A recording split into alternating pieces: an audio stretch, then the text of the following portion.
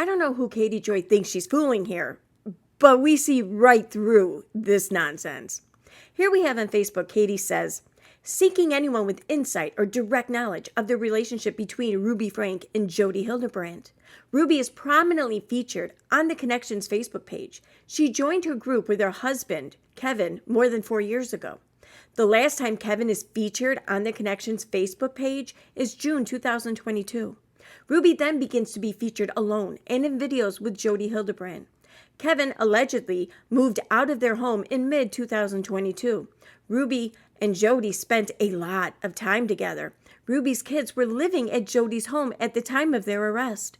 The two women became business partners. Though there seems to be a lack of boundary between a therapist and a client in this situation, moving in with a business partner and allowing the partner to discipline and hold Ruby's children captive also seems very strange given Jodi being a licensed therapist. If anyone from this community has information without a crystal ball, is seeking any details to help better report on the situation about this strange dynamic. Upon looking a little further down in the comments, we see Katie still trying to push this bullshit narrative. That's not the angle I am taking. I'm seeking to understand this extremely unethical dynamic between a therapist and a client. She then says, I'm not implying a relationship. I'm seeking to understand the relationship between a mental health counselor and a patient who became a business partner.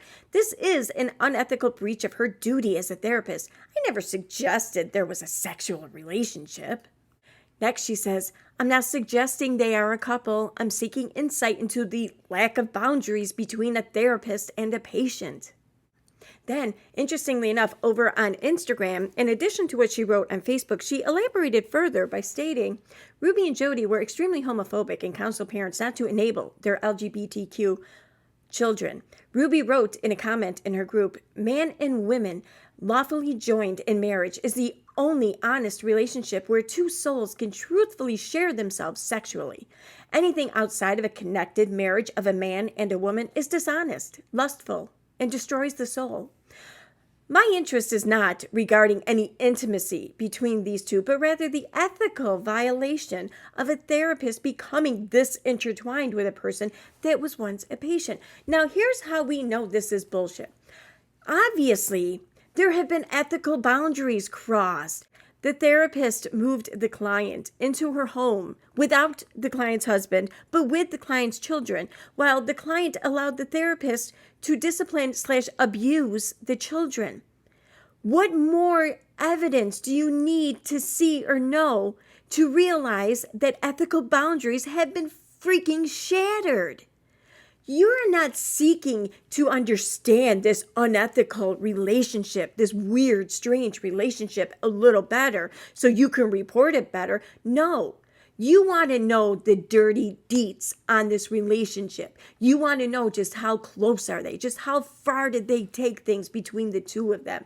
Why else would you add this paragraph right here about how they're homophobic and counseled parents not to enable their children in such ways?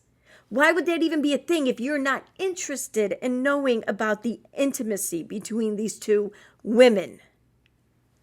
As usual, Katie Joy gave herself away.